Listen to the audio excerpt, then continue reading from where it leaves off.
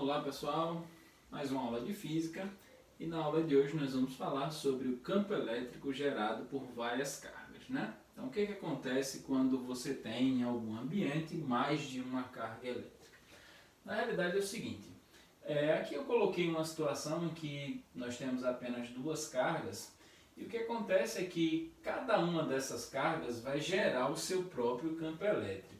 No entanto, em um determinado ponto dessa região, o que a gente pode fazer é calcular o campo elétrico resultante dessas duas cargas, tá? Então aqui eu simplifiquei, coloquei apenas duas, mas o procedimento para mais cargas é análogo, tá bom?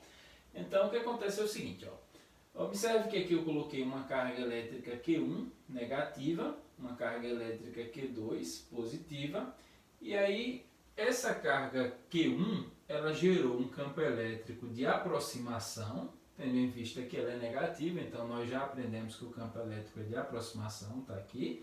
O comprimento desse vetor é a intensidade do campo elétrico, lembrando que campo elétrico é uma grandeza vetorial, tem intensidade, direção e sentido. Então está aqui o vetor do campo elétrico gerado pela carga 1.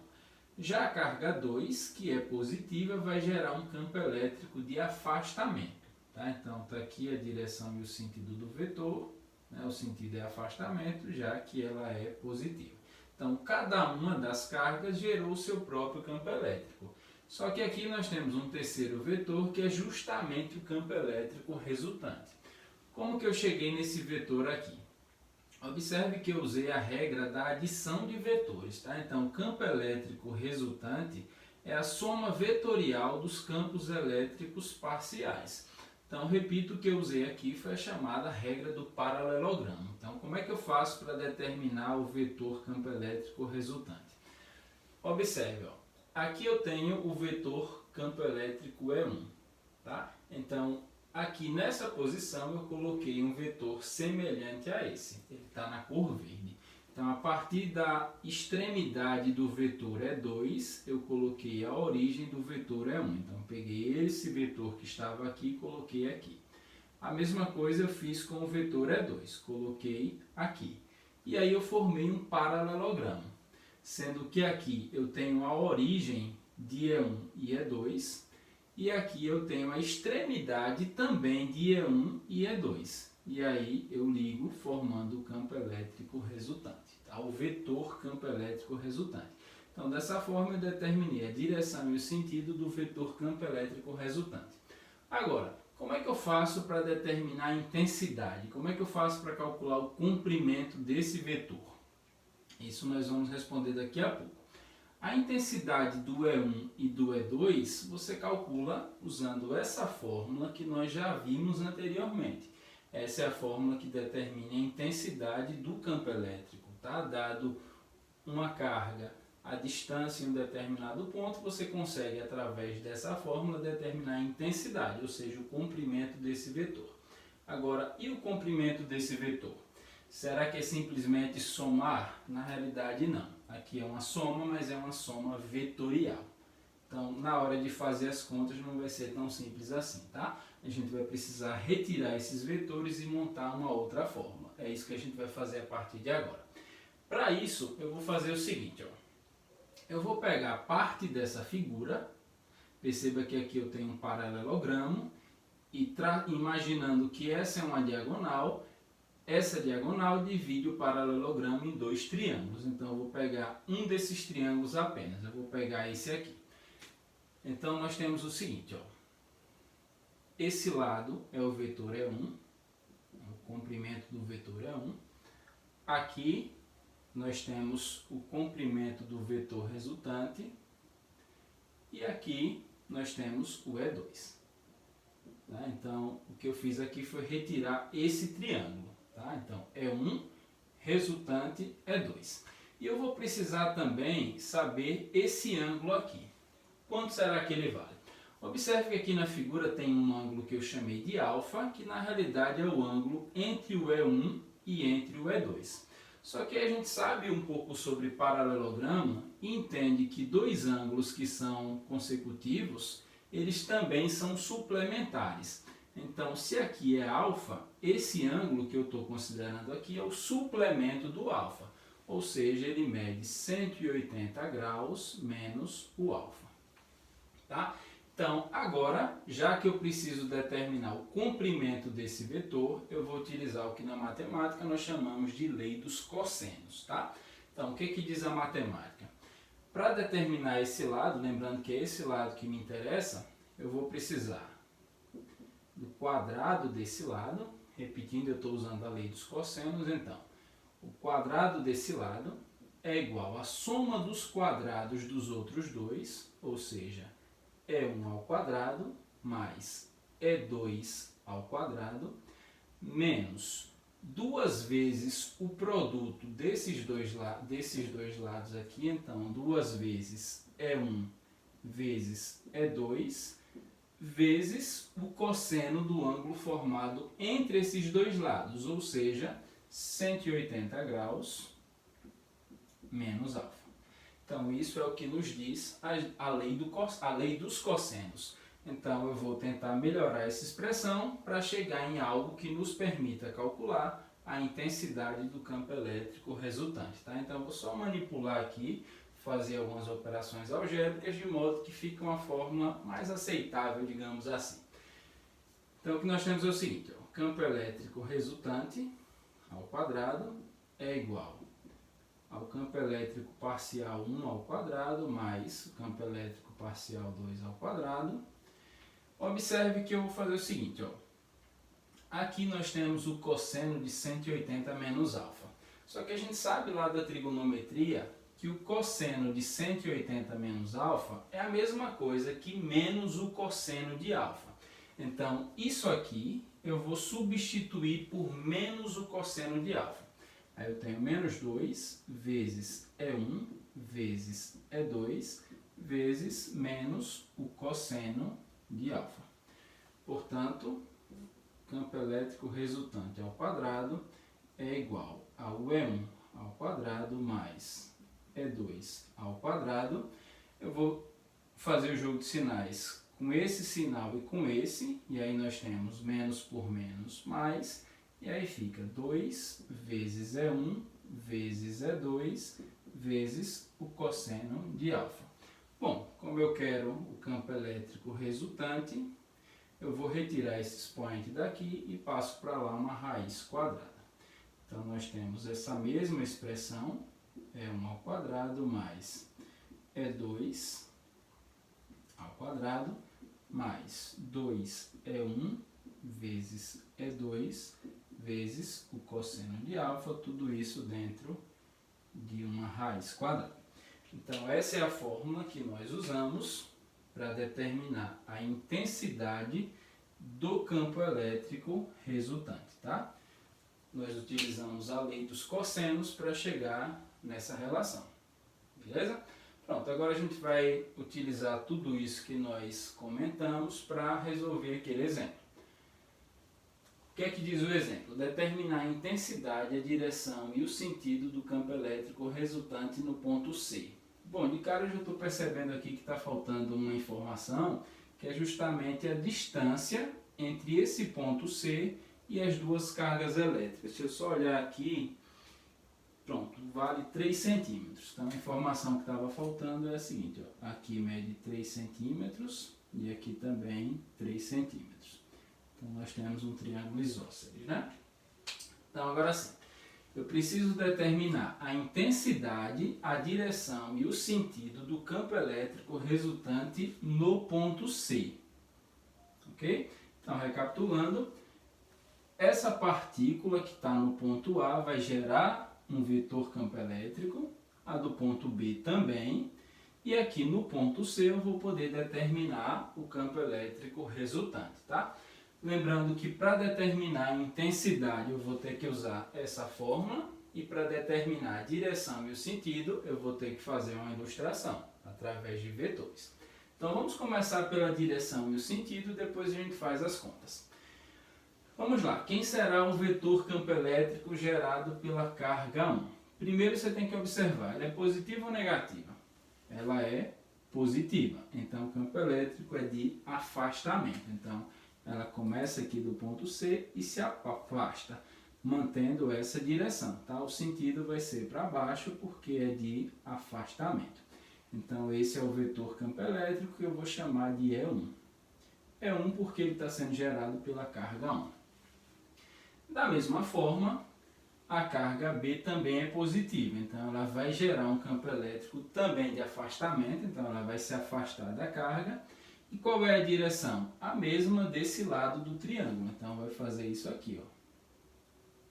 Ela é também de afastamento, afinal de contas as duas cargas são positivas. Então aqui é o E1, aqui é o E2. E onde é que fica o campo elétrico resultante? Aí sim entra a regra do paralelogramo, tá? Como é que funciona?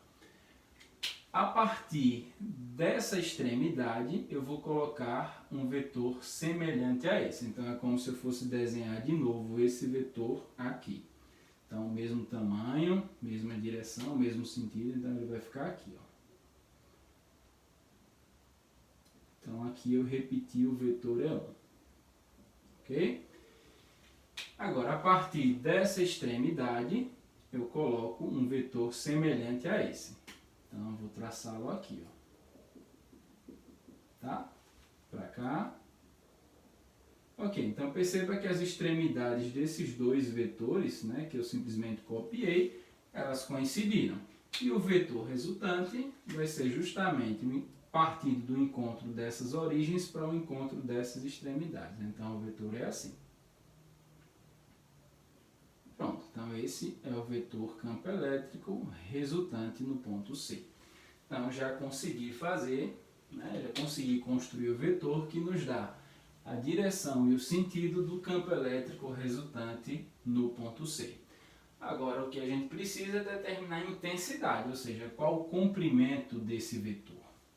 Aí para isso a gente vai utilizar essa fórmula, mas observe que nessa fórmula eu vou precisar do comprimento do vetor E1 e do comprimento do vetor E2 para substituir tanto aqui quanto aqui.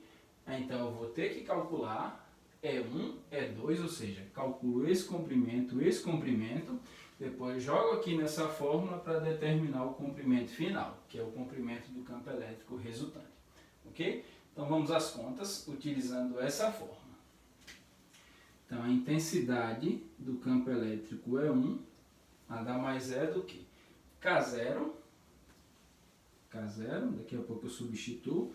Está aqui, ó, K0 é 9 vezes 10 a nona unidade do sistema internacional, já que o meio aqui é o vácuo. Então, K0, módulo de Q1, né, já que eu estou calculando do vetor campo elétrico 1, dividido pela distância ao quadrado. Repito, eu estou usando essa fórmula. Bom, gente, K0 é o 9 vezes 10 a nona, como eu já comentei. O módulo de Q1 está aqui, ó. 3 nanocoulomb, nanocoulomb é vezes 10 a menos 9, tá? Então aqui nós temos 3 vezes 10 a menos 9, dividido pela distância ao quadrado. A distância aqui, ó, da carga 1 para o ponto C é de 3 centímetros. Como nós estamos aqui no sistema internacional, a unidade padrão de comprimento é metro. Então você tem que tomar o cuidado de transformar, tá? De centímetro para metro é só multiplicar por 10 a menos 2. Ok? Então aqui nós temos 9 vezes 10 a nona, vezes 3 vezes 10 a menos 9, dividido. O quadrado aqui vale para o 3 e vale para o 10 a menos 2, né? Então 3 ao quadrado, 9, vezes 10, aqui nós temos potência de potência, então multiplico os expoentes, fica menos 4. Portanto, E1 é igual a... Bom, eu posso cancelar esse 9 com esse, né? Aí lá acima nós teremos 3, multiplicação de potência de mesma base. Conserva a base, soma os expoentes, 9 menos 9 dá 0. Aqui embaixo só sobrou 10 a menos 4. E aí, finalmente, 3 Agora eu tenho uma divisão de potência de mesma base, a gente conserva a base, subtrai, fica 0 menos menos 4, ou seja, 0 mais 4, que dá 4. A unidade é Newton por Coulomb, a unidade de campo elétrico. Ok? Procedimento análogo para calcular o E2. Eu vou fazer mais rapidamente, você já entendeu que é da mesma forma, né? Então eu tenho K0, módulo de Q2, nesse caso é Q2, sobre D ao quadrado. Então, da mesma forma, 9 vezes 10 a nona, a carga dessa vez é 4, 4 vezes 10 a menos 9, a distância é a mesma, né? Eu já comentei que é um triângulo isósceles, né? Tem dois lados iguais, 3 vezes 10 a menos 2, então 9 vezes 10 a nona, vezes 4 vezes 10 a menos 9, dividido por 9 vezes 10 a menos 4. Cancela da mesma forma, portanto, o E2 é igual a 4 vezes 10 elevado a 0 sobre 10 a menos 4, que dá um resultado de 4 vezes 10 a quarta Newton por Coulomb. Pronto, então já achei o comprimento desses vetores. E aí, para finalizar, eu uso essa fórmula para achar o comprimento, né, a intensidade do campo elétrico resultante. Então, a partir dessa fórmula, nós temos intensidade do campo elétrico resultante é igual a raiz desses valores, né, E1 e E2 ao quadrado, ou seja, 3 vezes 10 a quarta ao quadrado, mais 4 vezes 10 a quarta ao quadrado, mais 2 vezes 3 vezes 10 a quarta, vezes 4 vezes 10 a quarta, vezes o cosseno do ângulo formado entre esses dois vetores. A pergunta é, quanto vale esse ângulo? Observe que aqui nós temos um ângulo de 90 graus, né? Esse é um triângulo retângulo, então, naturalmente, o ângulo entre os vetores E1 e E2 também é 90 graus, tá bom? Então, aqui nós temos o cosseno de 90.